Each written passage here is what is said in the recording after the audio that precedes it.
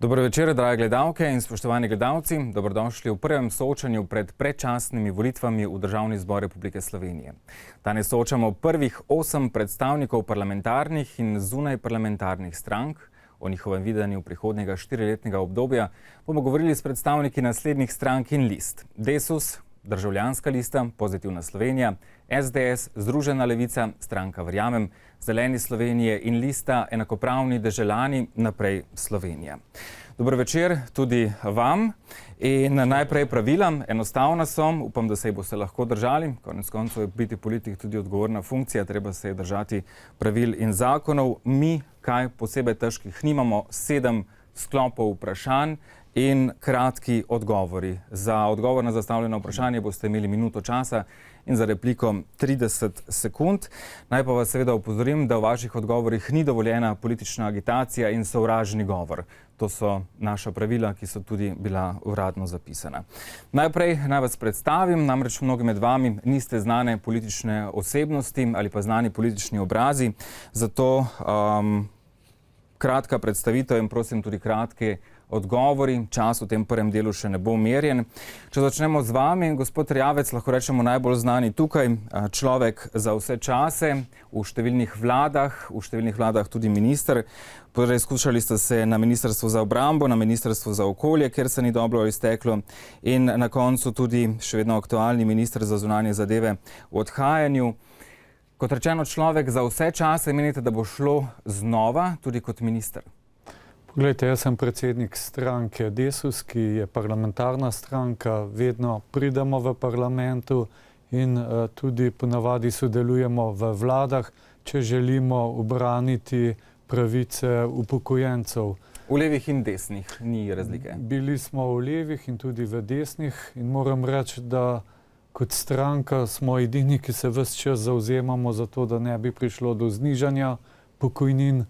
Nekatere stranke to obljubljajo v času volilne kampanje, potem ko so pa v vladi, v parlamentu pa ponavadi ustajam sam. Zato sem pravzaprav kar prisiljen sodelovati v vladah kot minister. To danes ni enostavno v tej slabi finančni in ekonomski situaciji. Ko ste ravno slednje omenili, ta teden 8. julija natančno se sestajate tudi z ruskim zunanjim ministrom Sergejem Lavrovom. Južni tok bo ena od tem, ga bo Slovenija učakala? Upam, tudi sem zelo vesel, da pride minister za zunanje zadeve Ruske federacije. To je praktično drugi najpomembnejši zunanji minister poleg Johna Kerryja in pride sem v Mariboru, tako da sem tudi iz tega razloga zelo vesel in seveda razprava bo tekla ne samo o Južnem toku, tudi o splošnem gospodarskem sodelovanju. Torej ni bojazni, da bi Južni tok šel severneje od Slovenije? Severni tok že obstaja. Ampak čez Avstrijo, Avstrijci so, lahko rečemo, skoraj da zapečatili. Ne, pogledajte, to je samo en krak, drugi krak ne bi potekal po slovenski trasi. Res pa je, da je še veliko težav v zvezi s harmonizacijo, s pravnim redom Evropske unije, vendar je treba biti optimist, je treba biti vztrajen in bomo to dosegli s pravo politiko. Še eno zanimivo dejstvo, v času vašega ministrovanja ali pa kot nekdanji minister za obrambo 18 do 20 milijonov evrov Slovenija vsako leto prispeva za Afganistan. Ta denar bi bil doma hudičevo potreben. Poglejte, Slovenci smo se odločili, da bomo člani Zveze NATO, to je bilo na referendumu sprejeto in seveda, če smo del kolektivne obrambe, moramo tudi nekaj prispevati in to je bil naš prispevek in mislim, da 20 milijonov evrov ni takšna vsota, če pomislimo, kaj pomeni varnost. Mi smo že pozabili, kaj pomeni varno okolje. Pojdite v Afganistan, pojdite na Bližnji vzhod. Jaz sem bil v Iraku, vam povem. Ampak v Evropi je zelo malo možnosti za Afganistan. Tako da najlepša hvala, gospod. V 90-ih letih smo imeli hudo vojno. 90-ta so minila, gospod Braniselj, Državljanska lista. Končali ste kadetsko šolo za miličnika v Tacnu, potem ste preizkušali tudi kot odvetnik. V Kovinoplastiki Lož ste bili v času njene privatizacije, ki se je išla, vemo dobro, ne preveč uspešno. Delali ste v odvetniški pisarni Čeferin in kot mlad policist ste ustrelili svojo prijateljico. Zanimivi podatki. Kaj Ta zadnji bi ga lahko prešparali, ne? dejansko je to neka zgodba iz mladosti, ki človeka nekaj nauči. Danes ne nosite torej več orožja? Ne, pravzaprav nisem nikoli bil ljubitelj tega orožja, vem pa, kako orožje je lahko nevarno in zato seveda previdnost pri tem. Pravnik, se danes torej raje streljate z besedami? Ja, to je ta način borbe, ta trenutek v tem poklicu. Pa vendarle slovenski pravni red je bolj luknjast kot švicarski sir, pravijo mnogi. Ne, slovenski pravni red je pravzaprav predimenzioniran. In ko je predimenzioniran, je tudi preluknjast. Kaj lahko kot Državljanska lista na tem področju ali pa kaj boste kot Državljanska lista na tem področju naredili? Mi si želimo, da gre trend zakonodajnega postopka tudi v drugo stran, to se pravi, da kakšen zakon tudi zmanjšamo oziroma ga ukinemo, kakšen inštitut ukinemo in v to smer smo pravzaprav tudi delovali. Na ta način bomo ukinili tudi marsikakšno nalogo države, ki je nepotrebna, s tem zmanjšali javni sektor in tako dalje. Pa bolj jasni zakoni. Konec koncev en zakon daš v tolmačenje 10 različnim pravnikom in dobiš 12 pravniških mnenj. No, jaz mislim, da je to po vsem svetu tako v pravnih funkcionirajo, vendar imamo nekoga, Boga nad bogovi, ki o tem odloči dokončno. Najlepša hvala. Gospod Luka Zorko, Pozitivna Slovenija. V Postojni ste rojeni, kasneje vas je pot prinesla torej na Štajerskom. 3 jezike govorite, ukvarjate pa se z marketingom in oglaševanjem. Prodajanje megle se dobro odnese tudi v politiki? To bomo še videli. Namreč to je moj prvi podvig v politiki. Drugače pa prodajanje megle, bom rekel, ni moja posebnost nikoli. Drugače sem samostojni podjetnik, dolga leta honorarni novinar in na drugih področjih dejavn v turizmu, tako da mogoče tiste pravo področje marketinga, prodajanje megle še nisem izkusil. Polni adrenalina pravite tudi. Ja, polni adrenalina, adrenalinski športnik, mogoče celo adrenalinski odvisnež in na vseh področjih grem na glavo. Kaj lahko kot poslanec Pozitivne Slovenije po vašem mnenju prinesete v Sloveniji? Sigurno nekaj novega. Sigurno nekateri bo rekli, da mogoče neizkušen na političnem področju, jaz pa mislim, da to ni nič slabega in da lahko tu neki svež veter. Mogoče pa bomo ugotovili, da je celo politika adrenalinska. Zakaj ste šli v politiko? Sploh pa v stranko, ki je po svojem, tudi zaradi predsednika, nekoliko na slabem glasu? V to, bom rekel, slabi glas, na to ne dam dosti. Kot sem rekel, tudi medije dobro poznam in vem, kako mediji pogosto kreirajo podobo javno. Zakaj sem šel v politiko? Enostavno, dosti sem imel samo, bom rekel, jamranja po gostilnah, jamranja po Facebooku ljudi. Rekel sem, zdaj ali nikoli, akcija. Ankete kažejo na rekordno slabo volilno udeležbo. Zakaj torej na volišče? Ja, jaz mislim, da ravno zaradi tega, da se nekaj spremeni. Ne moramo več samo čakati, da bo nekdo drugi nekaj naredil namesto nas, predvsem mladi. In pač upam, da bo mogoče s svojim udejstvovanjem politiki še koga spodbudil, da bo šel vsaj na volišče ali se aktivno vključil v politiko. Najlepša hvala. Tomaž Kancler, SDS, arhitekt, politik. Sicer diplomirali ste v Ljubljani, potem nadaljevali v Beogradu, opravljali vrsto profesionalnih funkcij, ste predsednik Društva arhitektov Maribor in član izvršnega odbora Zbornice za arhitekturo in prostor. Na državnozborskih volitvah leta 2011 ste kandidirali na listi SDS, od novembra 2010 pa bili podžupan mestne občine Maribor, Kanglerjev podžupan. Ko je Kangler odstopal, so bile zahteve Mariborčanov tudi, da odstopi mestni svet. Vi kot mestni svetnik takrat tega niste zagovarjali oziroma niste bili pripravljeni odstopiti. Nekateri podatki, ki ste jih navajali, so že malo zastareli, kar se tiče tistih 2 funkcij, ki ste jih povedal. Bil sem član mestnega sveta, takrat pa tudi na bolniški, to resno tudi veste, v bistvu operativno nesposoben tudi se udeleževati sej mestnega sveta. Stranka je pa povedala takrat jasno in glasno, združevali smo se na osnovu državno-zborske koalicije in podpirali smo projekte in programe, ki so bili dobri za Maribor. Odločitev stranke torej nad vašo osebno odločitvijo? Moja osebna odločitev je bila, da sem kandidiral za župana, da sem bil prepričljivo drugi in sem bil v bistvu najhujši nasprotnik Franca Kanglerja na volitvah. Pa vendarle, konec koncev, če bi bil mestni svet razpuščen, bi bile vnovične volitve in bi lahko znova kandidirali tudi za župana. To se lahko zgodi oktobra oziroma septembra. V tistem času, ko so protestniki obiskovali vas, mestne svetnike, so obiskali tudi vas. Kakšen je bil takrat občutek? Kot rečeno, jaz sem imel takrat eno težjo možgansko krvavitev in sem bil v fazi rekonvalescence in niso prišli do mojega doma. So razumeli moje stanje. Če boste kot poslanec doživeli podobno nezadovoljstvo, Poglejte, bo še vedno odločitev stranke nad vašo osebno odločitvijo? Ne, poglejte, jaz nisem rekel, da je stranka odločala o bilo katerem mojem koraku ali pa o mojih besedah, ki tudi tukaj govorim.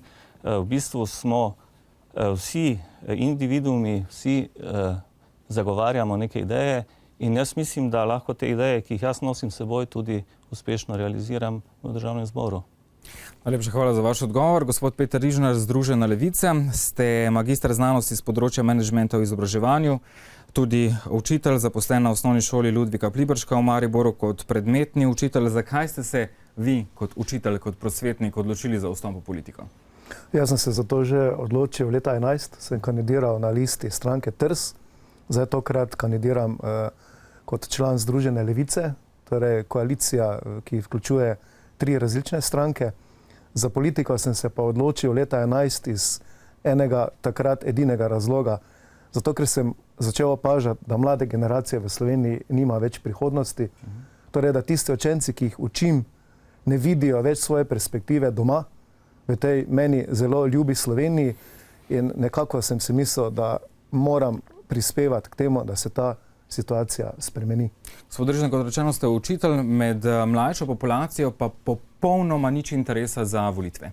Ja, to je žalostno, veste, ampak problem je ravno v tem, da ni perspektive.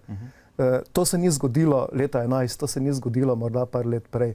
Ta trend traja že od osamosvojitve naprej, se sicer počasi se kaže in zdaj je nekako kulminiral. In meni je zelo žal, da ta mlada generacija ne čuti potrebe, da bi nekaj spremenila.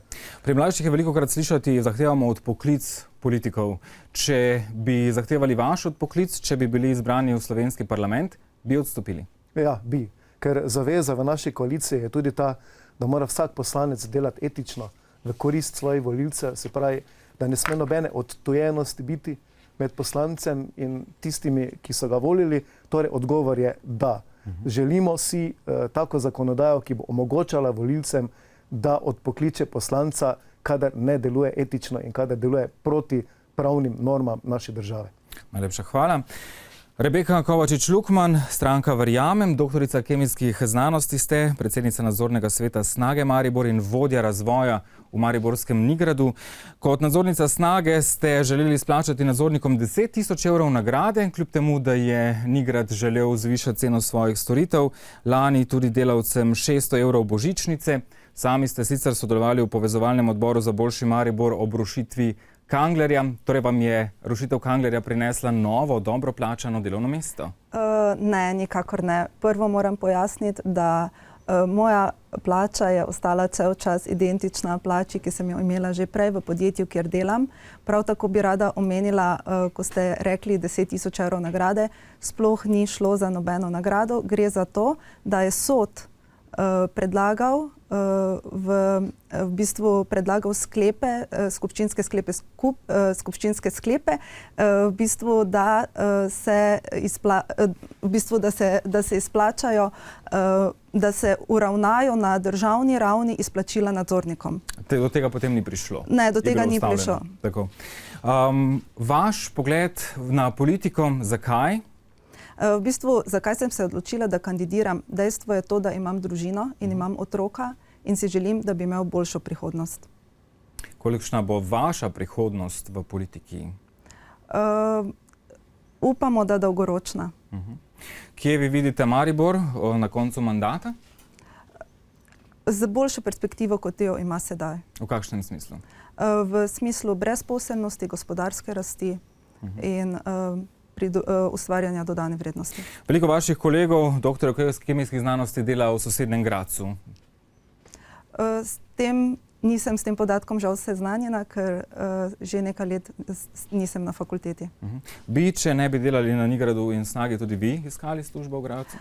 Zagotovo bi iskala službo tam, kjer bi mi bila omogočena eksistenca, vkolikor mi država sama tega ne dopušča oziroma omogoča.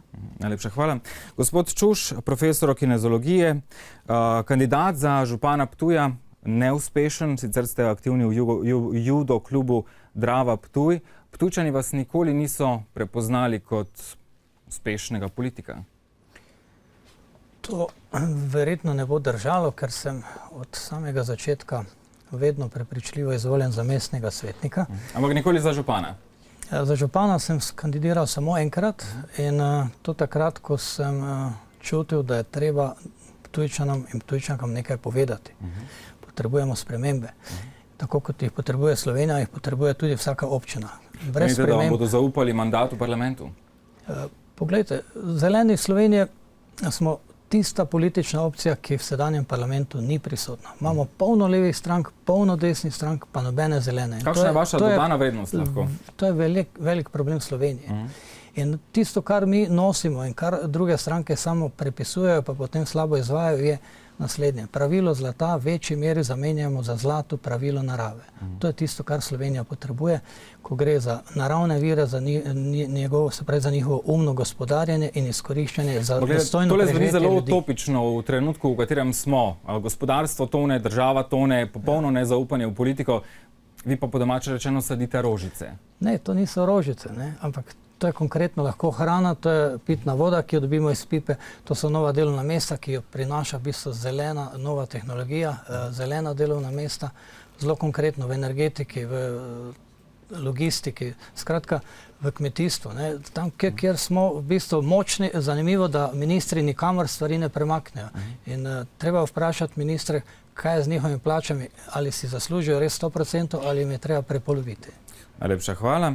Gospod Blaž Svetek, enakopravni državljani Naprej Slovenija, sicer sami niste kandidat za poslanca v državnem zboru, pa vendarle mnogokrat ste kandidirali bolj ali manj uspešno, lahko rečemo, na državnozborskih volitvah.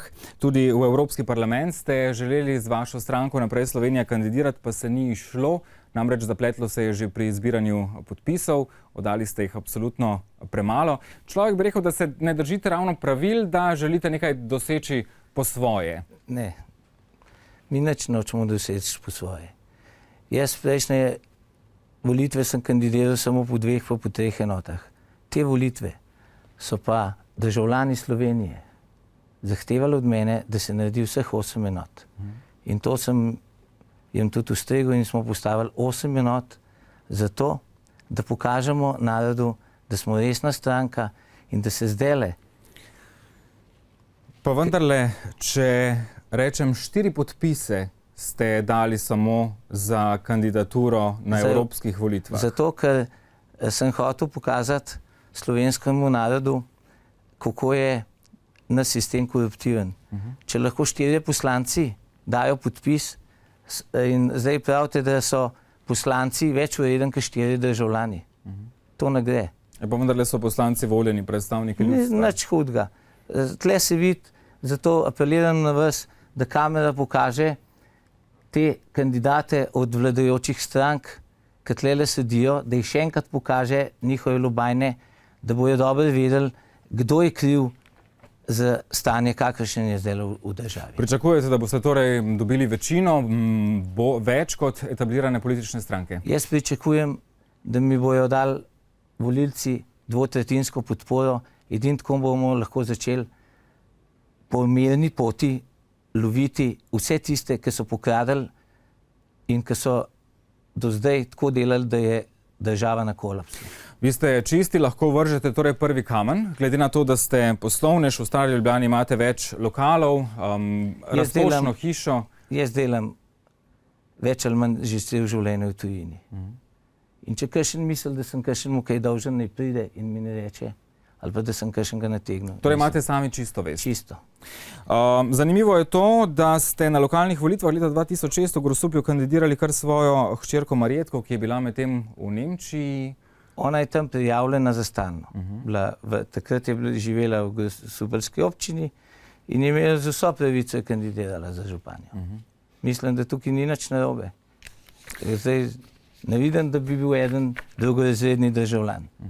Kakor smo že slišali, da so drugorazredne teme. Tako, k temam gremo. Kot rečeno, 60 sekund časa za odgovor in 30 sekund za repliko. Najprej k aktualni situaciji. Maja lani je ministrska predsednica Alenka Bratušek prvič obiskala sam Maribor. Kmalu se je vrnila z ministrsko ekipo, obljubila 60 milijonov državne pomoči. Ne sicer v denarju, ampak v obliki različnih davčnih olajšav ali pa po plačilu prispevkov. Naj spomnim, da je v tistem času mariborska občina pričakovala vsaj še 9-krat toliko, ne pa zgolj 66 milijonov, kot rečeno damo 20 milijonov letno Afganistanu. Kako vi gledate na to, da je 8 mesecev minilo cepetanja na mestu, nič se ni zgodilo, Maribor je tonil, podjetja so tonila in da je šele pred kratkim bil zaključen razpis, v katerem je v letošnjem letu namenjenih 1,7 in naslednje leto 1,6 milijona za mariborsko gospodarstvo. Gospod Erjavec, vlada torej precej neresna pri svojih obljubah. No, poglejte, če bo stranka Desus vodila vlado, bomo imeli seveda povsem drugačen odnos do Maribora. To tudi dokazuje, da današnja moja prisotnost kot predsednik stranke sem prišel. Mi se zavedamo, da je Maribor izjemen pomemben, zlasti zato, ker je to drugo največje mesto in da ima velik potencial. Kakšen potencial? V Mariboru ni več nobenega podjetja, ki bi dobro stalo.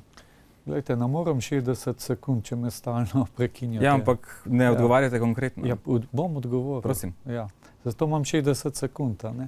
Glejte, Maribor ima velik potencial, kar se tiče gospodarstva in bi bilo potrebno Mariboru odpreti nove trge. Jaz sem zelo vesel, da naslednji teden pride Sergej Lavrov.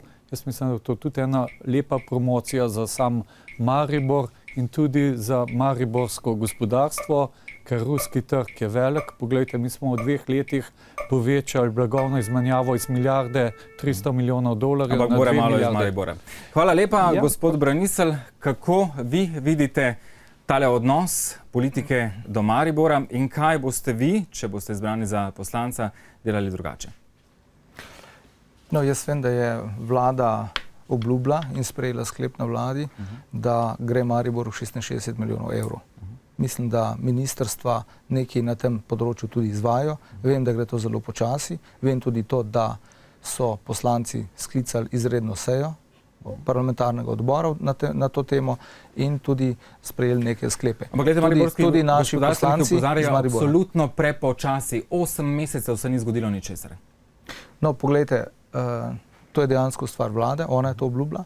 Kar pa mi ponujemo Mariboru, je pa predsednik vlade Bojan Starman, krizni menedžer, ki je rešil vrsto slovenskih podjetij, ki je rešil Muro in ponuja vse svoje znanje tudi na tem področju. Kdo drug kot krizni menedžer je ta trenutek potreben tej državi? Znamo in zmoremo. Mura je sicer znova propadla, pa vendarle to je že tudi druga zgodba. Gospod Zorko, sam ste Bistričan, kot rečeno podjetnik. Slovenska Bistrica močno vezana na dogajanje v Mariboru. Konec koncev je Maribor drugo največje mesto, širšo okolico tudi zaposloval. Danes služb v Mariboru več ni. Kaj boste vi kot Pozitivna Slovenija lahko prispevali? Ja, gledajte, mi gradimo na uresničljivih programih. Se pravi, mi imamo v našem programu zapisano konkretne roke in konkretne ukrepe, ki jih bomo naredili za Maribor. Bom izpostavil cestno podjetje Maribor, Cimos, pomoč športnemu centru Pohorje in predvsem, če pa se lahko navežemo nazaj na to pomoč Mariboru, rekel vsak, ki se je od nas manjših podjetnikov ali pa tudi večjih podjetnikov, kdaj prijavljal na razne te razpise. To traja, to je birokracija. Zato tudi tako dolgo ta pomoč Mariboru traja. To je treba pospešiti. Ne more biti tu vključenih ne vem koliko agencij, uradov in potem še vsak od teh, že od te pomoči, nekateri tudi poberejo nekaj denarja stran. Treba je bolj direktno. Dobro, najlepša hvala. Gospod kancler, za vas podobno ali pa skoraj enako vprašanje. Sami živite v Mariboru, vidite, kaj se z njim dogaja. Ljudje so zelo nezadovoljni. Brezposelnost pa vsak dan večja. Ja, vi ste nagovarjali v bistvu vladne obljube, ki niso bile realizirane. Te obljube se vrstijo v bistvu ena za drugo. Leta 2012 je bilo podobno. Je prišla vlada, ki je vodil takrat predsednik Janša, in je pripravila in prinesla prvi sveženj ukrepov za spodbudo gospodarske situacije. Ta sveženj ukrepov, ki Ministrstva za gospodarstvo, ki ga je vodil minister Vizjak, je predvidel tudi tisto famozno prodajo zemljišč pod cenilno vrednostjo. Namreč zakon o lokalni skupnosti, stvarnem premoženju lokalne skupnosti in državne lastnine preprečuje prodajo investitorjev. Mi smo takrat konkretno imeli 3 investitorje v Mariboru, ki bi želeli tukaj zgraditi svojo tovarno. Torej nekdo načrtno nagaja Maribor? Ne načrtno, treba je dosledno skrbeti na vladnem nivoju, na ministrskem nivoju in tudi na nižjih nivojih, da se to lahko spelje. Jaz sem šel takrat na direktorat za nepremičnine in so rekli, a imate kriterije? Jer ne moramo mi kriterije postavljati, to mora vlada postaviti, drugače bo spet KPK, finančno ministrstvo in računsko sodišče takoj skočilo in reklo, vse to ne gre na ta način. Ne? Najlepša hvala. Torej, reforma celotnega sistema, znova smo pri tem. Gospod Rižnar, kot rečeno, sami učite otroke v osnovni šoli, vidite, da imajo tu prihodnost, oziroma kaj boste vi naredili, da jo bodo v Mariboru imeli? Najprej bi opozoril, da ta 66 milijonska pomoč ni bila namenjena samo ozkemu področju Maribora, ampak regijsko, se pravi še drugi kraj severovzhodne Slovenije. Ampak ta pomoč je morda danes deklarativno prišla, sem ravno v Večeru danes prebral, da nekaj milijonov evrov je bilo pač dodeljenih, ampak istočasno je tudi jasno, da ta denar kljub temu še ne bo nakazan, zato ker tehnične dokumentacije še ni urejene. Se pravi, to je nedopustno, kako dolgo traja nek proces, in če me sprašujete za mlade, ki bi morda recimo ostali v Mariboru, žal v tem trenutku pač vsako jutro gre v smer Avstrije. Bo torej interventni zakon dovolj to, kar imamo zdaj, ali bo treba kaj več? Ne, bo treba kaj več. Najprej treba tehnično zadeve poenostaviti in potem seveda tudi vse tiste obveze, ki jih vlada daje, zahtevati. In če zaveze niso uresničene, je treba zahtevati tudi določeno odgovornost. Najlepša hvala. Gospa Kovačič-Lukmanova, vi delate v mešanem javno-zasebnem podjetju. Lahko rečemo, da ste tudi zdaj po novem del športnega centra Pohorje prek hčerinskega podjetja NIPA. Torej 100 zaposlitev je v Mariboru, lahko rečemo, ostalo. Kako zaposliti še ostalih 20% brezposelnih Mariborčanov? V bistvu v stranki Verjamem smo pripravili realne ukrepe. Torej naš program je iskren, pošten, ni nobenega blefa. Pripravili smo ukrepe, ki jih bomo realizirali do konca leta. Naprimer, eden izmed ukrepov, ki ga smo pripravili, je manj prispevkov za nove zaposlitve. Torej, če bo delodajalec na novo nekoga zaposlil za eno leto, se pravi od januarja do decembra, bo oproščen plačila prispevkov, v naslednjem letu od januarja do aprila in tako naprej za obdobje 6 let. Torej več kot 66 milijonov po vašem mnenju bi bilo potrebno? Zagotovo bi bilo potrebno več kot 66 milijonov za pomoč Mariboru. Težava v tem je v bistvu ta, da po sedanjih podatkih je bilo počrpanih nekaj manj kot 4%, glede na obljube, ki jih je dala zagotovo vlada, ampak tudi težava je v drugi stvari, da kravna pogodba je bila podpisana, niso pa bile podpisane pogodbe o transferju denarja, ker enostavno verjetno ni denarja v proračunu, ampak to bodo bolj vedele vladne stranke povedati. Gospod Čuš, Ptuj je tudi močno vezan na Maribor, res da danes večinoma trgovsko mesto, po številu kvadratnih metrov prodajnih površin na prebivalca ste v slovenskem in evropskem vrhu, torej trgovina ali vendarle karkoli drugega? Potrebno je nekaj vedeti, ne? In tole Zeleni Sloveniji posebej izpostavljamo. Mi bi bili zelo veseli, ko bi ti, ki so vse to obljubljali, ne, ponovno obljubljajo, tudi kaj naredili. Ne. Po dobrem slovenskem pregovoru obljuba dela dolg. In slovenska vlada, ne da je tukaj naredila, nič ni naredila. Vi obljubljate kaj? In poglejte, najprej je treba spostaviti eno normalno infrastrukturo v Sloveniji. Ne. Ve se, da imamo nekje 60% infrastrukture, ki jo ima Avstrija sosednja. Potem je logično, da tebi nič ne pomaga cesta, če imaš tu zraven letališče, če nimaš tudi železnice in če nimaš zraven ostalih prometnih poti urejenih, da boš lahko naredil logistični center. Ja, kdo pa šel nekam nekaj vlagati? Ne? Ki pa denar za infrastrukturo. Torej, ker vse te obljube, ki jih tu poslušamo, morajo imeti pokritje. Ne? Torej, denar potrebujemo. Mi pa vemo, da Slovenija nima, ta hip vlada nima denarja niti, da bi popravila probleme na železnici, ki so posledica žledoloma, gre torej za okvaro električnega sistema. Ne. To je realno. Ne. Dajmo se tako pogovarjati, potem bodo ljudje razumeli, kje je problem in kako se moramo problema lotiti, da ga bomo uspešno rešili. Najlepša hvala, gospod Svetek, vi ste Ljubljančan. V Poznam. Ljubljani je verjetno situacija precej drugačna, kot je v vseh središčih držav, pa vendarle v Mariboru, kot že prej omenjeno, 20% brezposelnost in smešno nizka pomoč, po mnenju številnih gospodarstvenikov in tudi vodstva mesta. Najprej bi še enkrat rekel, da kamera pokaže vladajoče stranke, Lubajne njihove, da jo videli, kdo se zadolžuje za 1 milijon evrov na uro. To je približno 6 do 7 milijard evrov na let. Dokler se ne reši da se neha zadolževati, ne bo v Mariboru nobenega novega delovna mesta. No, ampak vendarle zadolževanje lahko ustvarja tudi novo dodano vrednost. Ja, sam s takimi obrestmi ne more s svojim delom, trudom, znojem zaslužiti tudi za obrestine. Jaz bi najprej še poudaril, da so že Mariborčani kdaj pozabili na metalno, na livarno, na tam, kako so jih načrtno uničili. Te stranke danes so še zmeraj v parlamentu. In dokler ne začnemo loviti te ljudi, ki so uničili državljane in državo, ne pridemo delač. Brez denarja, ki ga bodo prenesli tajkuni nazaj, ne bo niti enega novega delovnega mesta. Do te tematike bomo sicer še prišli, prvi krog je torej za nami. Drugi krog se bo spet dotikal brezposelnosti, 20% je konkretno v Mariboru, prav tako visoko na Koroškem, v Prekmurju, če ne bi bilo bližine Avstrije, bi bila ta številka še mnogo večja.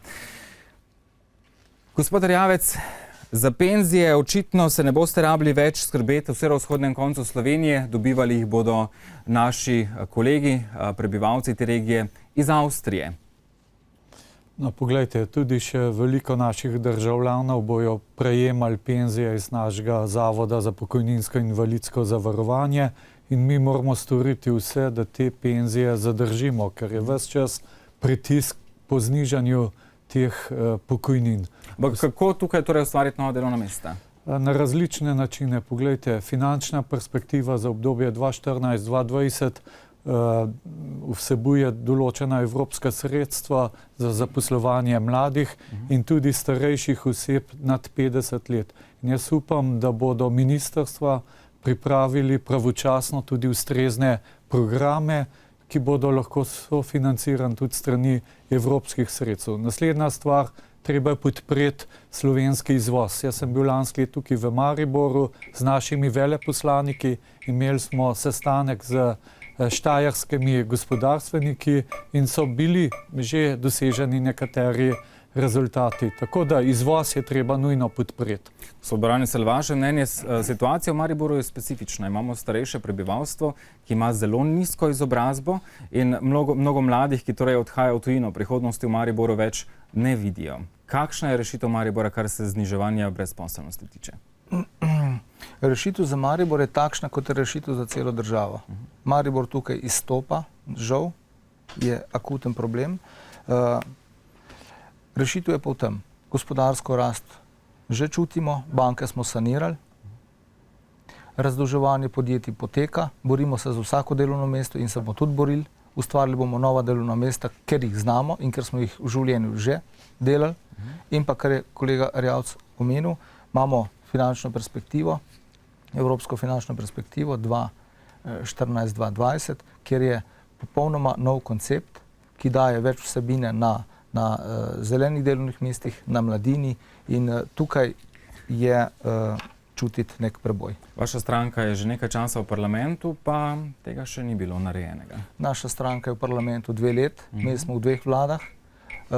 Ukvarjali smo se z okostnaki, ki so padali iz omare, ukvarjali smo se z bančnim sistemom, ki smo ga dobili razsudga, ukvarjali smo se z kolapsom javnih financ in tako dalje. V 2 letih pa menda ne moramo pričakovati čudežev. Najlepša hvala, gospod Zorko, za poslovanje. Na tem na koncu vi dobro poznate verjetno, kakšne so razmere, ne samo v Mariboru, tudi Pomurje in pa Koroška sodita zraven. Kje vi vidite prihodnost? Jaz bi prvo rekel, da so razmere alarmantne. Mi vedno govorimo samo o velikih podjetjih, vidimo v medijih, ko propadajo velika podjetja, medtem pa obrtniki, mala podjetja, gospodarstveniki, frizerji propadajo dnevno. Zato enostavno nimamo časa čakati, da se bomo v nekaj letih počasi izvlekli. Mi rabimo hitre, konkretne projekte in konkretne načrte in treba je zagnati potrošnjo, treba je zagnati investicije takoj. Je riskantna poteza, ampak ne temelji samo na zadolževanju, imamo vire evropske, imamo konec koncev tudi dokapitalizirane banke, mi moramo narediti nekaj, da bomo lahko zagnali takoj potrošnjo, da takoj pride do ljudi, zato da tudi te ljudje lahko dnevno, danes začnejo odplačevati položnice, voditi podjetja, ker ni časa več dosti. Najlepša hvala, gospod kancler. Vaše videnje, morda samo dodatek še tukaj, če se navežem nazaj k pomoči, ki jo je Maribor oziroma tale podravska regija nekako že dobila. Gre za večinoma velika podjetja, torej manjši niso bili uspešni na razpisu, ti pa imajo, kot lahko slišimo, tudi precej težav. Imajo težave, moramo pa reči, da je vseeno še niz uspešnejših manjših podjetij, ki nekako držijo še to nad vodo. Mi smo na to zmeraj opozarjali. Država edino za regijo, bom rekel Podravsko, Štajersko, Mariborsko, kakršnokoli regijo imenujemo, ni upoštevala zakona, ki predvideva, če imaš v 3 mesecih nenehno več kot 17% brezposelnost, da si deležen posebnega zakona, ki bi lahko obravnaval in ki bi ti lahko pomagal prebroditi to krizo. Marca meseca je Slovenska demokratska stranka pripravila v bistvu alternativni vladni program, kjer zelo natančno obravnava posamična področja. Za gospodarstvo pravi, da gre za razbremenitev in razdolžitev podjetij in podjetnikov, je predpogoj za rast. To pomeni stop novim davkom, stop birokraciji, umik države iz gospodarstva, iz nestrateških naložb in evropska sredstva. To je generator investicij. 1280 milijonov je predvidenih za vzhodno kohezijsko regijo v Sloveniji in tu je Maribor. Tako, v zadnji strategiji smo sicer počrpali zelo malo denarja. Upajmo, da bo naslednji boljše. Do te točke bomo še prišli. Gospod Rižnar, kje torej nova delovna mesta? Kot sem dejal in sami ste prej rekli, da ste tudi brali v današnjem dnevnem časopisju, so tole prvo finančno pomoč dobili predvsem veliki. Manjši torej ne zmorejo dovolj znanja, dovolj sreče ali pa dovolj povezav, da bi bili uspešni na državnih razpisih. Ne gre samo za to, gre, da je treba imeti neke strateške cilje, ki jih je v Sloveniji potrebno uresničiti. Pa tu sinergije niso samo na regionalnem nivoju, ampak na državnem nivoju. Če se tam recimo dotaknemo samo, in to velja tudi za severovzhodno Slovenijo, možnost množičnih energetskih sanacij stavb, potem seveda gradnje hidroelektrarn na spodnji Savi, drugi tir, recimo obvezen sprejem pripravnikov, dijakov, recimo študentov v podjetja, tudi na račun evropskih socialnih skladov. Pa v Mariboru poznate situacijo, kakšne? Mnogo vaših kolegov vaše starosti, stari ste 55 let, je brez službe, najtežje zaposljiva generacija. Se strinjam, ampak to ni trenutni problem. Ne? Kolega govori o čudežu. Jaz mislim, da je čudež možen v kratkem času, če bi se osnova politične volje, pa recimo tudi protikorupcijsko delovanje tako razširilo, da bi ljudje dobili neko motivacijo. Ampak, če dovolite, ne, zadnja študija o Manotere govori o potencialu 250 tisoč trajnostnih zelenih delovnih mest v Sloveniji. Ne. S tem bi se realno morda dalo v kratkem času okrog 50 tisoč teh delovnih mest ustvariti s pomočjo zelene tehnologije in podobnih. In tu vidim velik potencial in mi pozabljamo na ta potencial. Delamo sicer na nekih kvazi projektih, ampak ne pa na konkretnih zadevah.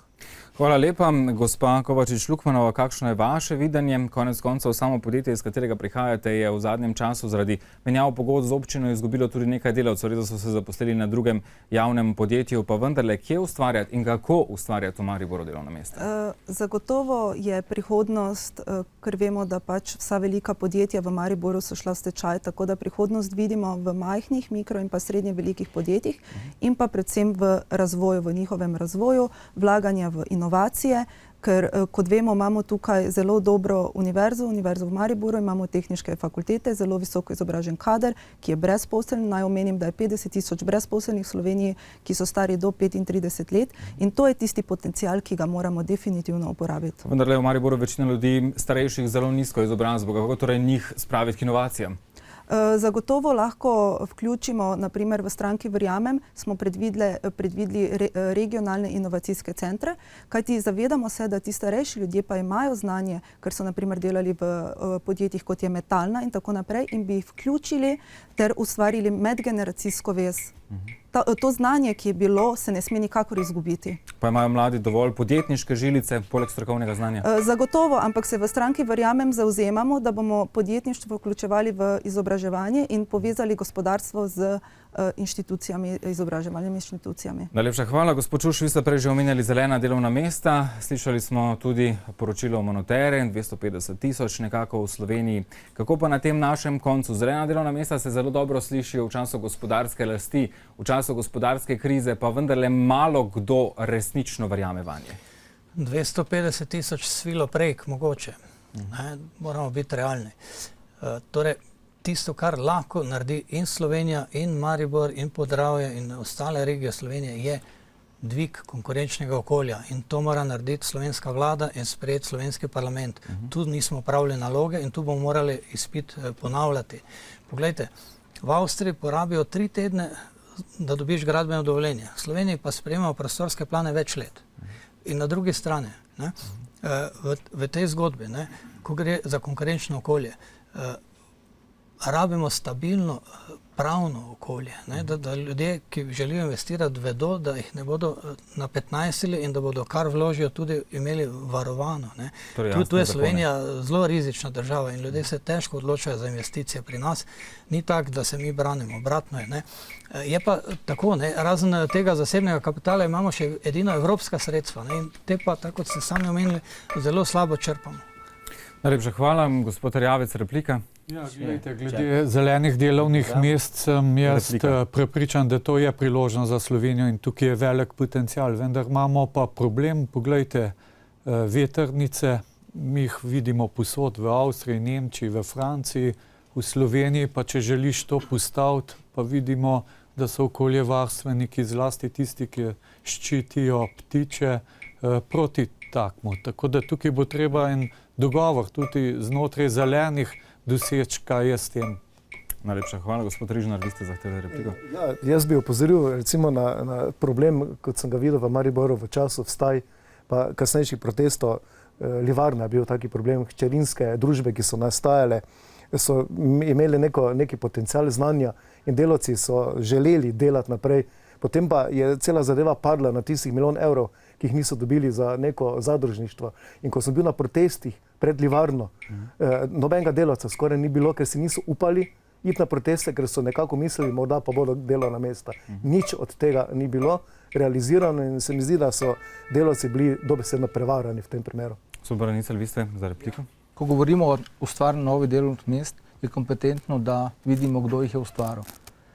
V naši stranki to znamo, smo to delali in tako naprej. In rekli ste, v Kujnoplastiki sem bil vodja pravne službe. To je firma s 1100 zaposlenimi, z 10 hčerinskimi družbami po celem svetu. In ni šlo za zgrešeno privatizacijo. To je edina firma, kjer je delavsko lastništvo še zdaj prisotno in zaposluje in je steber gospodarskega razvoja v tej regiji. To je zgodba o uspehu. Gospod Zorko, vi ste? Ali tako? Ja, jaz bi dodal v bistvu, ko smo govorili o tej dodatni vrednosti. Seveda, potrebno je prestrukturirati podjetja, da bodo ustvarjala to dodatno vrednost. Ampak mi denar lahko pravično razdelimo šele takrat, ko ga bomo zaslužili. In to se moramo zavedati. In vlada pri črpanju evropskih sredstev 960 milijard bo na voljo.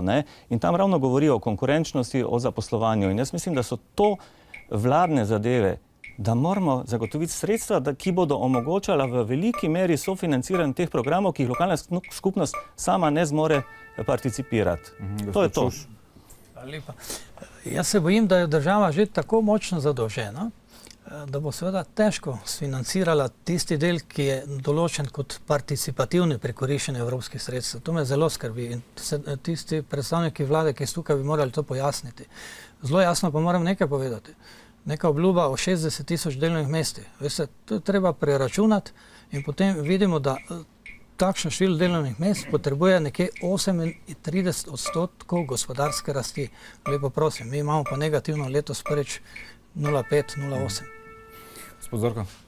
Ja, jaz bi se navezal na prvo na to, bi rekel, treba je biti malo pogumen. Treba je biti pogumen. Ko govorimo, koliko smo zadolženi, je treba vedeti, zakaj se zadolžiš. Ko se ti veš, da se zadolžiš in da bo se ta stvar hitro obrnila in da se bo to vrnilo, to je dobra zadolžitev. In govoriti, do sedaj se nismo, ampak program, o katerem jaz govorim, predvideva zadolževanje za točno določene namene in za točno določene stvari in kalkulacije so zadaj. Gospod Svetek, za vas isto vprašanje, kje vi vidite izhod oziroma možnost zaposlovanja v Mariboru? To so kruhoborci, nakladajo kar nekaj. V Mariboru je zdaj prvi problem ohraniti delovna mesta, ne odpirati nova. To, da so narod uničili, narod je ubit. Še vso volo obrtnikom so požrli carino na njega, inšpektorja na njega, ne vem kjerega gasilca na njega, vse so jih obdavčili, iščejo dlako v jajcu, normalno, volo bo zgubil, delovno mesto bojo šla, jaz ne razumem, kako to mislijo tele delati. Brez denarja pa nova delovna mesta ustvarja, to ne gre. Ta prvi je tele nazaj prenesli denar, ki so ga pokradili, pol se bo podpirali nova delovna mesta. Zato je potrebno tudi sprememba zakonodaje. Pa menite, da bodo te dolgotrajno brezposelni Mariborčani še imeli zaupanje v gospodarstvenike in v politike? Jaz mislim, da prvi treba osvoboditi državo lopov, prevarantov in teh stvari. Najlepša hvala. Naslednja tema bo privatizacija. Namreč iz severovzhodne Slovenije so na prvi seznam privatizacije podjetij v večinski državni lasti prišla Cinkarna Celje, Aero Celje, Unior Zreče, Paloma, Terme Olimje Bazeni in seveda druga največja slovenska banka, Nova KBM. Gospod Erjavec, kako naj vlada zagotovi, da bodo ta podjetja dobila odgovorne lastnike? Namreč dogajajo se v tudi zadnjih dnevih precej nenavadne stvari, kar se tiče privatizacije. Prej smo mislili, da so samo domači lastniki neodgovorni. Ja, poglejte, privatizacija je dejstvo za nekatera podjetja. V stranki Desus smo proti tem, da bi se privatizirala, ne vem, Luka Koper, hidroelektrarne, jedrske elektrarne. Kaj pa te omenjene, ki sem vam jih omenil? Kar se tiče Nove kreditne banke Maribor, mislim, da mora dobiti strateškega partnerja, ker je pač banka, vemo, potopljena. Davkoplačevalci smo jo zdaj dokapitalizirali in če bo dobila dobrega strateškega partnerja, mislim, da bi lahko zadihala. To se pravi nekdo, ki bo skrbel tudi za razvoj te banke. Jaz sem večkrat rekel, glede na to, da se v Sloveniji pripravlja Južni tok, glede na to, da vidimo, da je tukaj tudi nekaj ruskih lastnikov, da bi bilo morda dobro, da bi kakšna ruska banka pač dokapitalizirala. Ampak to je stvar postopkov. Res pa je, da je treba zagotoviti transparentnost teh postopkov in če je netransparentno, če kdo krši zakon, ga je treba takoj pač poklicati na odgovornost in ga zapreti. Gospod Branicelj, vaše mnenje o tem, kako naj vlada dobi odgovorne nove lastnike, če jih sploh naj proda ta omenjena podjetja, Cinkarno Celje, Aero Celje, Unior Zreče, Palomo in pa Terme Bazeni. Gre večinoma za izvozna, konec koncev podjetja razen zadnjega. Ustanovili smo Slovenski državni holding, ki se bo s tem ukvarjal. Seveda odgovorni lastniki, pravi lastniki, strateški lastniki. Načeloma je vse na prodaj, razen določenih podjetij, ki jih nikoli ne bomo prodali. Vse ostalo je pa na prodaj za dobrega lastnika, poštenega lastnika in tistega z dobrimi nameni. Kako to zagotoviti? Z dobrim upravljanjem. Z dobrim upravljanjem in s postopki taki, kot so predvideni. In pa to povedati je treba evropski javnosti, da so tuja vlaganja dobrodošla. Mi jih pa kriminaliziramo non-stop. In še ta trenutek poteka pravzaprav obraten proces. Proces nacionalizacije. država dobiva non-stop preko razdolževanja podjetij, preko slabe banke, preko svojih deležev zastavljenih nepremičnin in tako naprej, ogromno premoženja, ki si ga ne želi. In tudi to premoženje bo treba nekoč prodati nekim dobrim lastnikom. Najlepša hvala. Gospod Zorko, kako torej zagotovite lastnike? Nekako, če človek ali pa nekdo, ki investira v Slovenijo, vidi, kaj se dogaja v slovenski privatizaciji, lahko reče, ste gre vse skozi, kdorkoli je privatiziral, uničil podjetje, se mu praktično čisto popolnoma nič ni zgodilo. Ja, mislim, da smo že mogoče skoraj vaba za tudi neodgovorne lastnike iz tujine postali. Ampak jaz bi rekel, kdo pa pravi, da moramo vse prodati? Zakaj uspešna podjetja ne morejo delati dalje? Potem je treba ločiti, katera podjetja so dejansko neuspešna ali pa potrebujejo strateškega partnera zaradi prodora na tuji trg, zaradi boljše uspešnosti, sinergijskih učinkov, in takim podjetjem poiščimo strateške partnerje. Pa je država dober gospodar za ta podjetja, ki bi ostala državna? Določena državna podjetja dokazujejo, ali pa vsaj v delni državnosti, da so lahko dober gospodar država. Samo odvisno je od upravljanja. Torej, ni težava v lastništvu, ampak v tem, kdo to upravlja. Kako zagotoviti odgovorne upravljavce, ne politikante, oziroma tiste, ki so nastavljeni po politični plati? Ja, gledajte, vsak verjetno bi vedel za sebe, če bi to bilo njegovo podjetje, kdo je pravi lastnik. Torej moramo samo ugotoviti, da tisti, ki odločajo, dejansko ravnajo kot odgovorni lastnik in podjetje prodajo samo tistemu, se pravi, enako, kot če bi bilo njihovo. Preprosto. Gospod kancler, vaše videnje tega, konec koncev v Mariboru se napovedujejo številne tuje investicije, tudi v vaši politični stranki, mnogokrat ne preveč dobro sprejete, ko jih mariborski župan predstavlja. Dve stvari, torej govorimo o vladnem, državnem nivoju, pa govorimo o lokalnem nivoju. Pri državnem nivoju je sigurno potrebno povedati, da so nekatere odločitve, ki so bile sprejete, vodile k temu nezaupanju. Tudi omogočale so, da so razni potencialni lastniki se približevali nakupu tega in ga nikoli niso realizirali, cena pa je vešče padala, kot smo to bili priča v sklepu kupčije. Pa mnogi so kupili podjetje, ga v bistvu zadolžili za kupnino. Ja, to zdaj ne vem, kaj vi konkretno mislite. Jaz sem zdaj hotel dalje povedati, da v bistvu takšen način privatizacije, kot se je, ali pa prodaje tega državnega deleža v teh naštetih firmah, je bilo tako, da bi v bistvu lepili etikete na prazne steklenice. Mi pa rabimo tudi tisto, predvsem na Štajerskem, tisto, kar je v steklenicah. Kar se pa lokalnega nivoja tiče, pa bomo po določenih mesecih odgovorno lahko presodili, kaj so bile predvolilne obljube, kaj pa je bila resnica pri tistih število zaposlovanju in tistih tujih investitorjev, ki so jih nagovarjali, pa jaz mislim, da jih po volitvah ne bomo več dostkrat videli v Mariboru. Najlepša hvala, gospod Rižnar. Kako torej prodati ta podjetja, če sploh? Najprej je treba jasno vedeti, da v Združeni levici se zavzemamo za prodajo nove KBM in sicer ugodnemu ali pa pametnemu strateškemu partnerju. Vsa ostala podjetja, ki pa so dobičkonosna, pa naj ne bi prodajali. Zdaj ni časa, da bi vse našteli, ampak spomnil sem se ob prejšnjih govorih o besedah župana trenutnega, ki je govoril o semenskem kapitalu, o tej pomoči.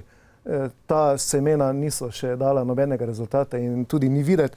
Moram pa posebej opozoriti, da je eden izmed največjih problemov v večini podjetij, ki se bodo privatizirali, pa ne vodstva.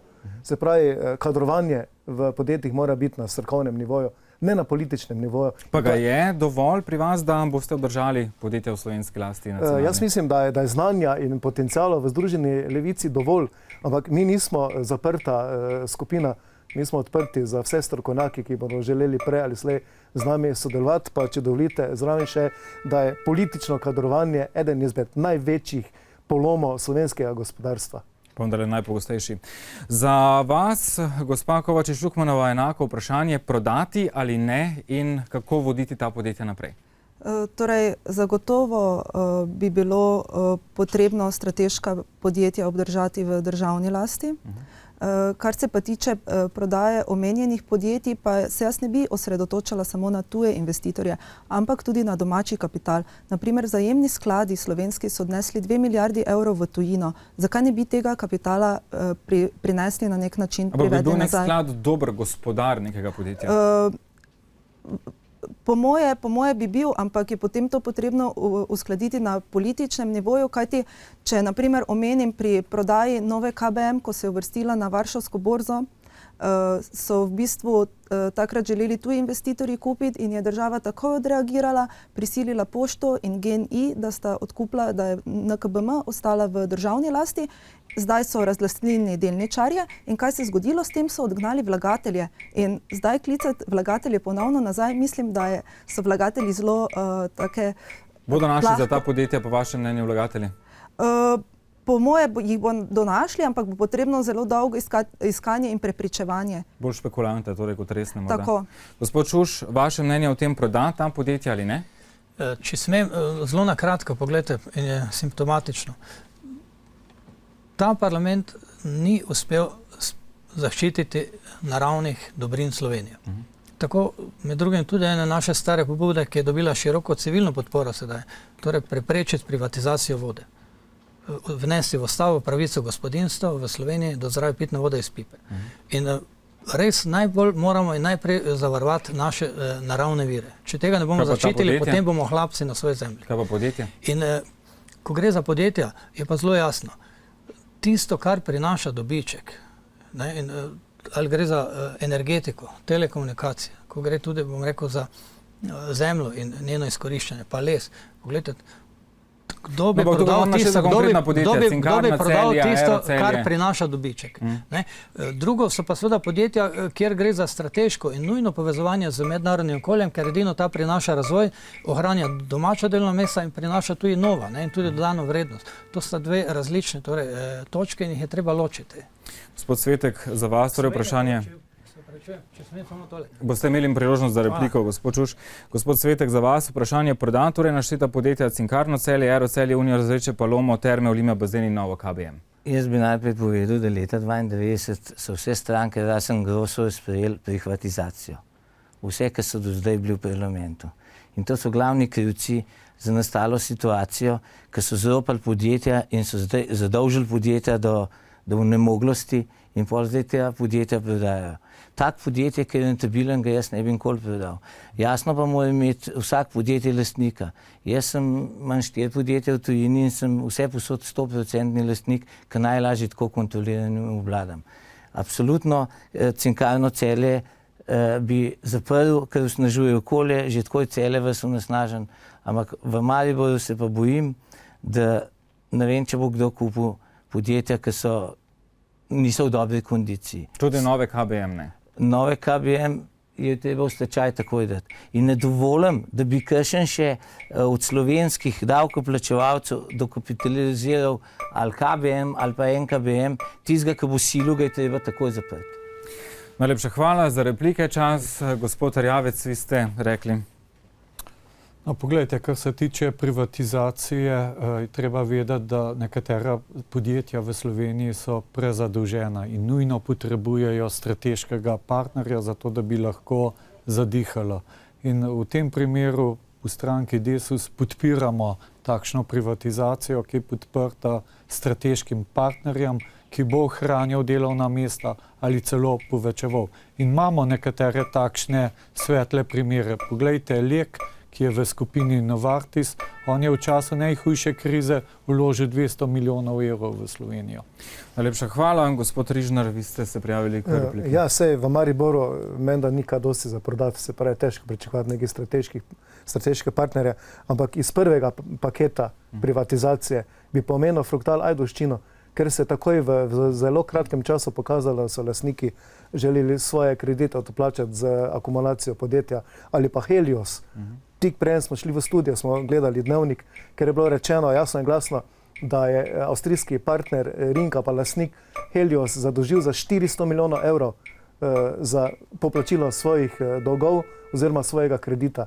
To je nedopustno, ali pa ping-pong v primeru Mercatorja, ker se bivša premijerka Bratuškova pa predsednik uprave NLB Media gre ta ping-pong, kdo je za komu obljubo delovna mesta. Mi pa vemo, da se za delovna mesta ljudje bojijo. Najlepša hvala. Gospod Zorko, vi ste se prijavili k repliki. Ja, gledajte, dejansko moramo mi preprečiti, da nam upravljajo podjetja in gospodarstvo banke. Banke vidimo, kje smo, dokapitalizirali smo jih zadnjič, moje osebno mnenje, zadnjič. In jaz močno upam, da se bo našel kupec za KBM, čeprav ne vem, če je ravno veliko povpraševanje. Torej, banke izločimo. Banke ne smejo upravljati z gospodarstvom, to morajo prevzeti gospodarstveniki, ker so banke uničile največ podjetij zdaj. Spočuš? Tisto, kar nekako v slovenski javnosti ni bilo pojasnjeno, je naslednje, ne? Kako lahko slovenska vlada sanira dve privatni banki, ne najde, in to za stotine milijonov, ne najde pa nekaj drobiža za težave v mariborskem gospodarstvu in za tako rekordno brezposelnost, ne samo v Podravju, tudi drugod po Sloveniji. Ne? Tole me res skrbi, to so zelo napačne odločitve. Gospod kancler.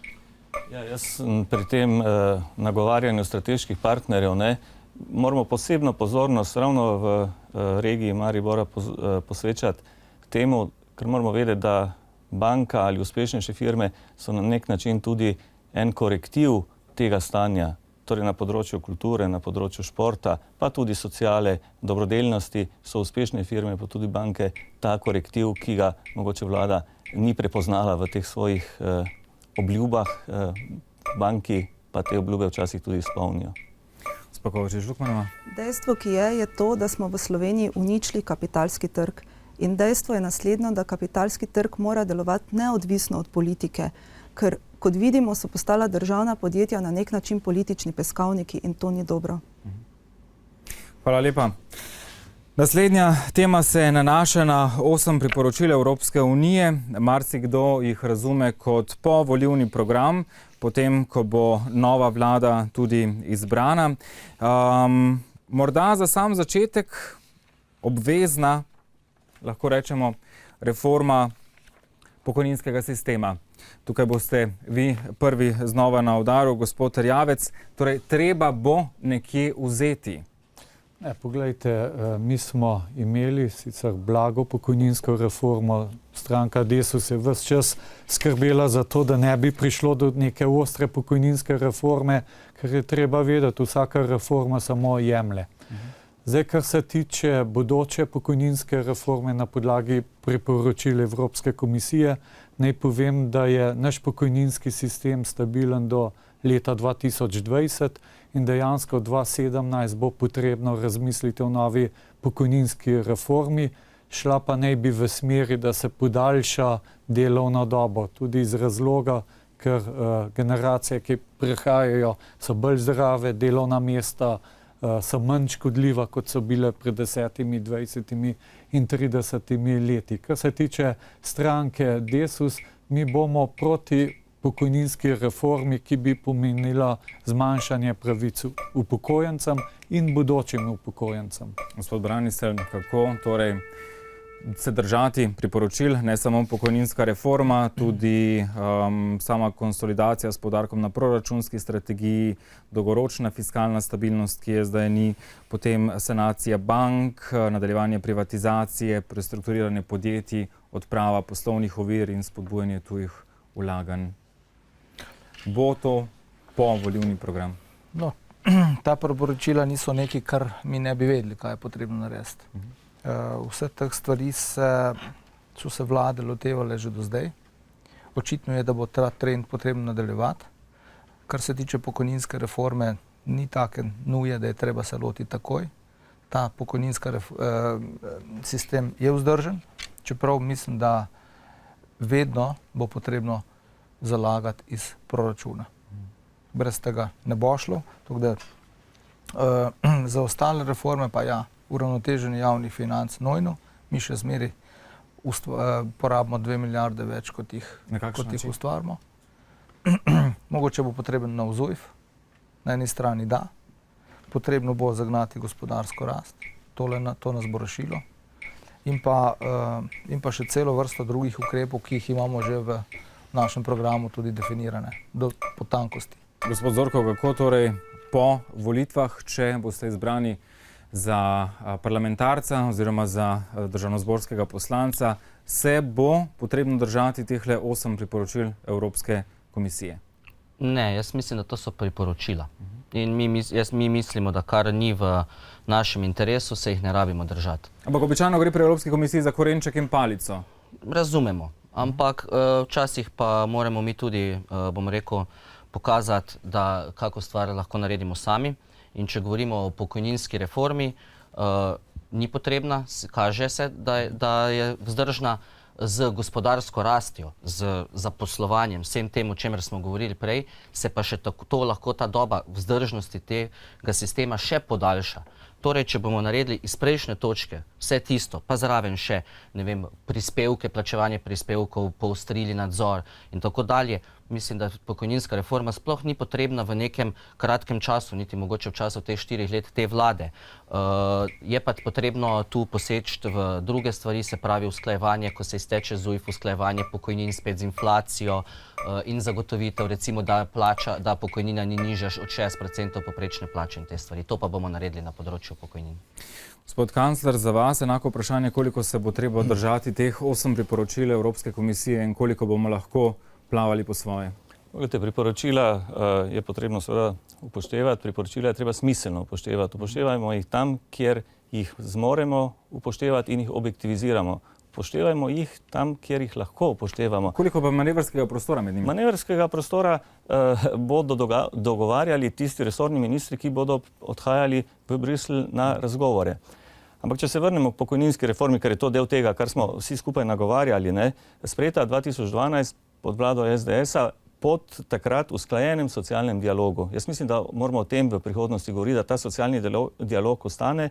Gre za ukrep, ki se dotika namreč širšega števila državljank in državljanov. Jaz mislim, da to ključno pri tem pravično razdelitev bremen, dolgoročna vzdržnost, to je zadeva, ki pri pokojninski reformi treba spostaviti. Ampak mi moramo doseči povečanje vplačil v pokojninsko blagajno. Tako lahko mi to vzdržnost dosežemo. Pri upokojencih pa ne smemo pozabljati, da pokojninska reforma ni samo to. Mi moramo bivalne razmere, sobivanje z starejšimi tudi omogočiti. Danes tisti, ki je starejši od 70 let, ne dobi več kredita v banki. To je problematično. Najlepša hvala, gospod Rižnar. 8 priporočil, se jih bomo držali po volitvah kot pijanec plota ali vendarle bo možno? Niti slučajno. Združena levica zavrača mišljenje, da so ta priporočila oziroma katerakoli priporočila Evropske unije kot zakon. Pa vendarle smo del Evropske unije in zelo veliko odločajo o nas v Bruslju. Ja, ampak včasih je to odločanje na pamet, brez da bi upoštevali lokalne interese in tu mora novi parlament, nova vlada absolutno zaščititi interese Slovenije kot take. Ampak če gremo na vprašanje o pokojninski reformi, v Združeni levici zavračamo novo pokojninsko reformo. Menimo, da je naslednjih 4 leta sploh ni potrebno. Mnogi ekonomisti, in to znani ekonomisti, so celo našli že pozitivno sinergijo sedanje te pokojninske reforme in seveda, če pogledamo samo javni sektor, v katerem delam, je tu morda težko reči, kateri starejši delavci so zdaj tisti, ki so visoko produktivni. So verjetno takšni tudi, ki so nepogrešljivi, ampak jaz bolj vidim tiste delavce, ki si ne upajo iti v pokoj, ker vedo, da bodo dohodkovno tako zelo prikrajšani, da še vztrajajo, pa ne bi bilo potrebno. Taki ljudje pa žal seveda odžirajo, pod narekovajem, delovna mesta mladim. Najlepša hvala, gospa Kovačič-Lukmanova. Najina generacija verjetno pokojnin več ne bo imela, je skoraj da utopično o njih razmišljati, sploh glede na to, kako kažejo sedanje projekcije. Bo potrebna reforma, se bo potrebno držati tudi vseh teh priporočil? V stranki verjamem, smo prepričani, da je potrebna nova pokojninska reforma, kajti trendi kažejo, da imamo v bistvu na enega upokojenca v tem trenutku 1,4 zaposlenega in trend še slabša. Torej, v stranki verjamem imamo pripravljene ukrepe in sicer bolj pregledno pokojninsko shemo, potem vzpostavitev močnega drugega stebra, ker naj omenim, da večina pokojnin nekako v Sloveniji prihaja iz prvega stebra in predstavlja okoli 59% neto plače. V Nemčiji prvi steber predstavlja 55% in drugi steber 21%. In zato je potrebno ta drugi steber okrepiti in sicer tako, da oprostimo pač plačila dohodnin in nekako delodajalce oziroma posameznike prepričamo v plačevanje drugega stebra. Potem bo pa potrebno še seveda usklajevanje z pričakovano življenjsko dobo. tega običajno pri nas ni, lahko rečemo.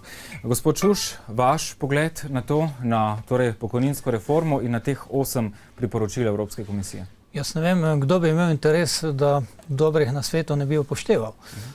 Vse je vendar v So pa interesu. vaše mnenje dobri teh 8 nasvetov? Jaz bom omenil 3, ne, ki so nujne. Ne.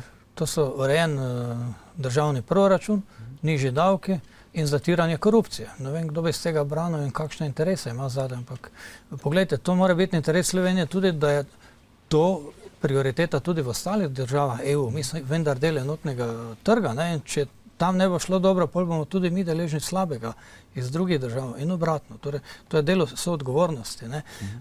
Na drugi strani pa glede reform, ne, normalno, da je potrebno stvari sprejemati, ker življenje teče in prinaša tudi nove izzive, ki se jih je treba lotiti, ne jih pometati pod preprogo, kot nekako rade delajo slovenske vlade.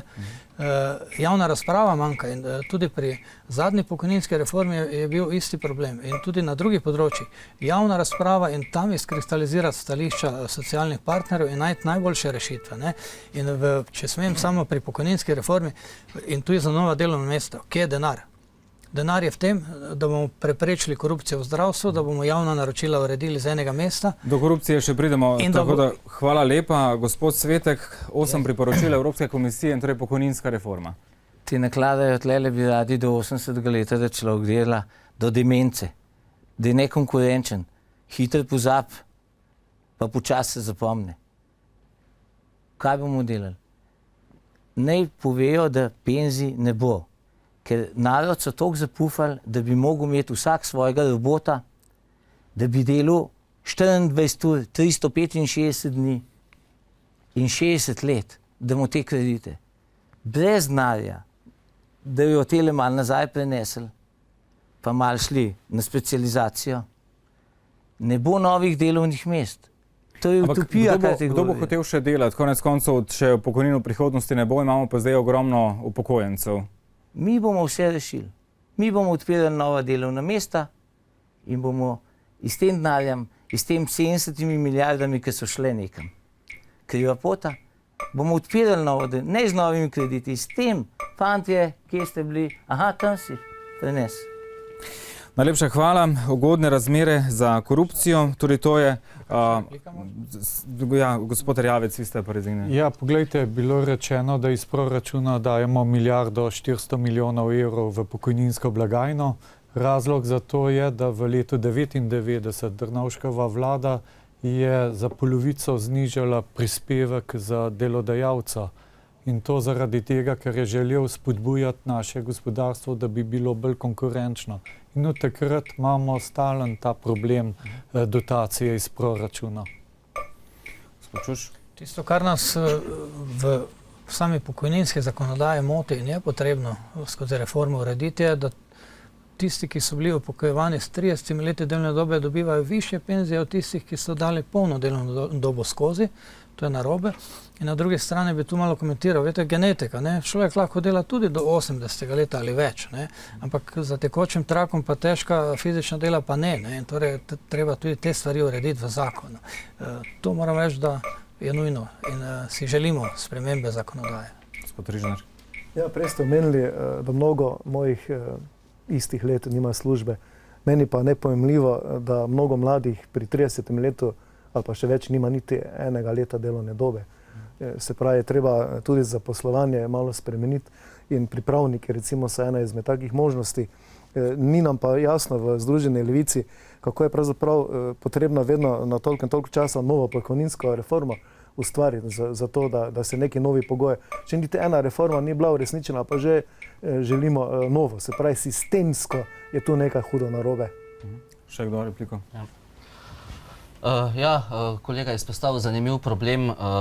Moram reči, da mi mladi smo se že kar nekako sprijaznili s tem, tisti, ki smo do 30 let ali še delali honorarno in tako dalje in nam pokojninska doba ni tekla.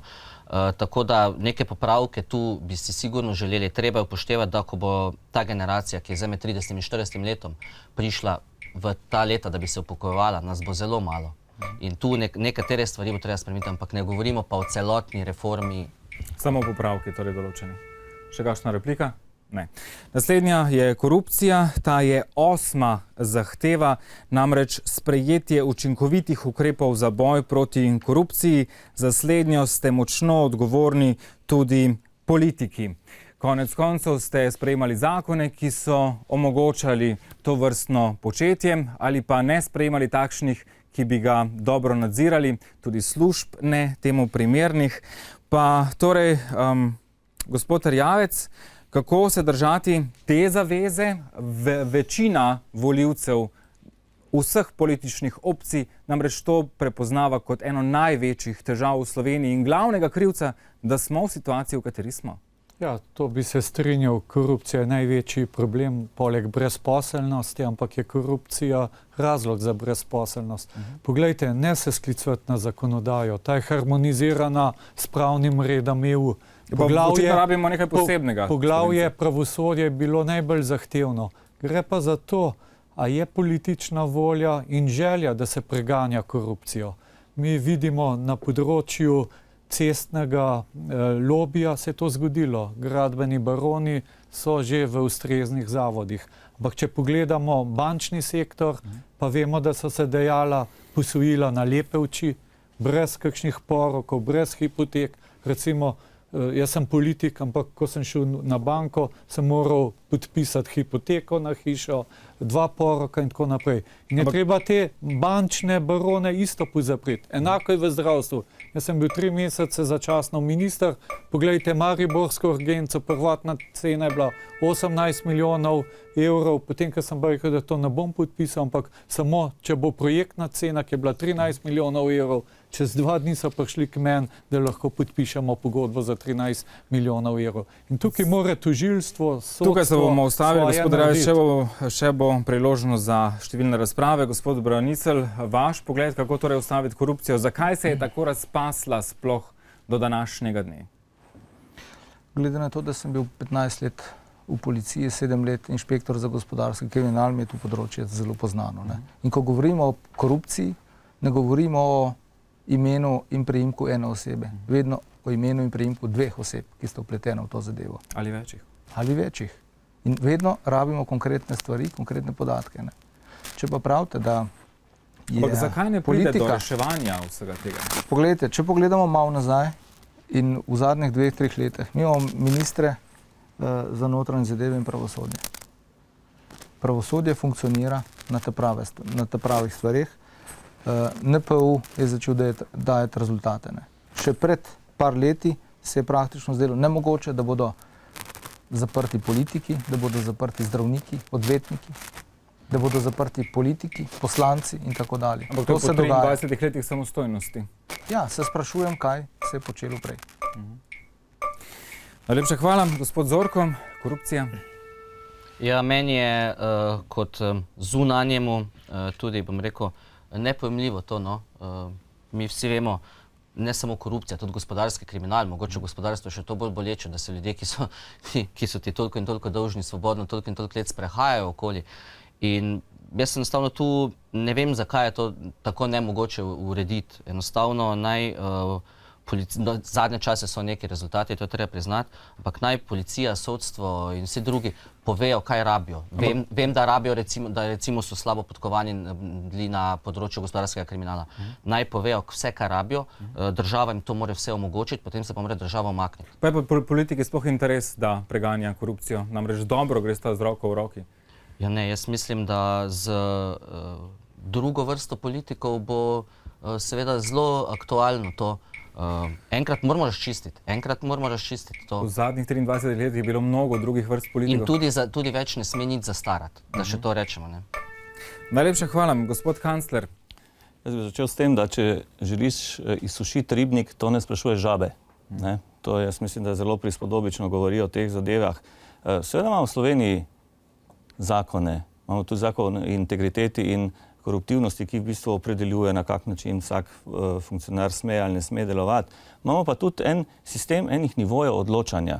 Torej, tu jaz mislim, da prihaja do teh neprijaznih ali pa neprimernih odstopanj. To me spominja na tisto, ko so nas včasih rekli, da je bilo v Afriki, da vsako kljuko, ki si prijel, ko si prihajal na ministrstvo, je stalo, ne vem, milijon dolarjev ali nekaj takega. Ne? Tega danes pri nas ni? Ali dolarjev, ne, imamo evre. Ne? Ne, gre za resno zadevo, da je treba vzpostaviti takšen sistem, ki onemogoča to nivojsko korupcijo, predvsem pa morajo ljudje pri sebi razčistiti. V bistvu gre za eno lastno vrednoto, ki jo mora človek nositi s seboj in moramo se vsi skupaj boriti za ničelno toleranco. Najlepša hvala. Gospod Rižnar, kako vi gledate na korupcijo pri nas? V Združeni levici vidimo en velik problem, in sicer, da trojna veja oblasti, se pravi zakonodajna, izvršilna pa sodna, ne deluje brez pritiskov. Torej najprej je potrebno preprečiti vse pritiske, še posebej na... Kako? Ja, treba je zaščititi. Če gledamo recimo to, kar se trenutno dogaja na Dobu oziroma v okolici, se nam zdi, da je to tipični pritisk na sodno vejo oblasti. Ampak da še odgovorim glede korupcije kot take. V Sloveniji morajo vsi organi, kot je protikorupcijska komisija, NPU, policija, sodstvo, tožilstvo opraviti svojo funkcijo, opraviti svojo nalogo. In včeraj pa danes v Združeni levici podpisujemo tudi protikorupcijsko zavezo. Čeprav verjamemo, da nam bodo volilci dali mandat za parlament, smo se zdaj že odločili za to in menimo seveda, da ko bomo prišli v parlament, bo ena izmed prvih naših nalog, da bomo predlagali zakon, ki prepoveduje osebam, ki so pravnomočno obtožene sodelovanja na javnih funkcijah in na položajih, kamor jih parlament, vlada in drugi državni organi imenujejo tudi v javnih ustanovah. In točno se ve, na koga ciljamo v tem primeru. Najlepša hvala za vaš odgovor, gospa Kovačič-Lukmanova. Vaš pogled na korupcijo pri nas? V bistvu je določene korake že sodstvo naredilo, saj so se znašli nekateri politiki in gospodarstveniki za zapahi. Seveda se zavzemamo, da bi bili ti postopki in sodni procesi bistveno hitrejši, kot so. Vendar je potrebno tudi poudariti, da bi sami politiki pri sebi morali razčistiti in bi se morala ustvarjati neka higiena med politiki in gospodarstveniki, tako da bi sami v primeru nepravilnosti tudi odstopili, to kot vidimo primere v Zahodni Evropi. 23 let tega ni bilo? Seveda, ampak zato pa pričakujemo nove obraze, nove politike, ki imajo drugačen način razmišljanja in imajo moralno-etične vrednote. Najlepša hvala. Gospod Čuš. Dokler družba ni zdrava, ne morejo biti zdrave ne banke in ne gospodarstvo. In to smo zanemarili. Ve se tudi, čigava je odgovornost. Ampak Zeleni Slovenije imamo zelo jasen predlog ustanoviti urad za zatiranje korupcije, ne za preprečevanje. In to mora voditi neodvisni tožilec, ki bo nastopal v imenu države s polnimi pooblastili. Sedaj tale komisija, ki jo imamo, ne pa deli neke bombončke, pa sem pa tja kakšna zaušnica. To je neučinkovito. In uspeh te komisije bomo merili potem, koliko tajkunskega ukradenega premoženja bo vrnjenega v državni proračun. To mora biti merilo uspeha borbe proti korupciji. In v tej zgodbi seveda je potem pomembno, da vsa ta dejanja, ki so bila na račun oškodovanja državnega, našega skupnega premoženja narejena, nikoli ne zastarajo. To je zelo pomembno. Najlepša hvala za vaš odgovor. Še gospod Svetek, vi ste že nekajkrat omenjali tajkunski denar. Jaz apeliram na državljanke in državljane, da podprejo nas dvotretinsko. S tem, da bomo lahko začeli loviti vse, ki so vpleteni v te grde posle od leta 1990 naprej. Vse poslance, ki so bili zraven, ki so glasovali za tajkunizacijo. Vse sodnike, ki niso sodili tega. Vse tožilce, ki jih niso preganjali. Brez tega ne bo mira. Ne bo Slovenija spokojna, ne bo šla naprej, ker narod preveč trpi. Narod se uničil, nimajo za burek, čez 2 let predvidevam, da bojo na travi, zdaj pa na vrsto pa državljani in državljanke, a se bojo prav odločili, a se ne bojo prav odločili. Pa bo možno to narediti samo v enem mandatu, po vašem mnenju? Mislim, da v enem mandatu bi se mogli to razčistiti. In samo Slovenija gre lahko samo čista naprej. Najlepša hvala. Gospod Ravec, vi ste zahtevali repliko. Ja, poglejte, je bilo rečeno, da noben politik ni sprejel nobene odgovornosti v zadnjih 23 letih. Jaz bi rad spomnil, ko je Računsko sodišče ugotavljalo pri meni kot ministra za okolje, da nekaj ni v redu s kantami, sem jaz odstopil. Poglejte, ko je šlo za afero Patria, jaz sem na prvi stopni in na drugi stopni dokazal svojo nedolžnost. Tako da, kar se tiče stranke Desus, mi spoštujemo zelo visoke standarde. In tudi, ko je minister bil zasačen vinjen za volanom, je naslednji dan odstopil. Gospod Branicelj. Ko govorimo o konkretnih zadevah, štejejo dejanja. V državljanski listi smo ukinili zemljiški dolg, kot je rekel gospod Svetek, je treba zagotoviti, da tajkuni, da kriminalci ne bodo mogli skrivati svojega premoženja. Zemljiški dolg je preteklost po zaslugi državljanske liste. Zemljiške dolgove za nazaj bomo jutri zrihtali, zakon o dostopu javnih informacij v vseh javnih podjetjih in vseh bankah dela javne slabe kredite, dela javno transparentno poslovanje, tako da ima cela država možnost vplivati oziroma ne vplivati, ampak gledati v kompletno poslovanje. In tukaj ni več prostora za korupcijo. Gospod Zorko. Ja, gledajte, mi imamo že zdaj preko davčnega urada možnost ugotavljati nesorazmerno povečanje premoženja in vse druge, bom rekel, ekscese, ki se dogajajo. In pač jaz mislim, da treba na tem dalje delati in zapleniti premoženje tam, kjer se konec koncev Al Capona je ulovila davčna uprava. Ne? In jaz mislim, da inštrumenti so, ampak treba jih je začeti izvajati še bolj rigorozno. Ne? Gospod Rižner. Ja, povedali so tukaj sodelujoči, da so nekateri pozitivni rezultati, ampak moram opozoriti tudi, da so se nekateri svoje kazni izognili. Bivši predsednik Luke Koper. In nekaj vidim tudi, da so kazni nesorazmerne. Glede na umor, recimo, ne? Ker ti ljudje, ki so uničili velika podjetja, niso samo pobrali denar in ga poslali v davčne oaze, ampak so uničili množice družin. Mnogo ljudi je na robu preživetja zaradi tega. Bi pa pozoril še eno zadevo. Če je Združena levica... Žal se je vaš čas iztekel. Daj drugič, gospod Čuš. Hvala lepa. Poglejte, na tem področju ne beležimo nobenega uspeha. Ker, kolikor mi je znano, niti en evro ni bil vrnjen v državni proračun. Za primer dajem urejeno državo Islandijo. Poglejte.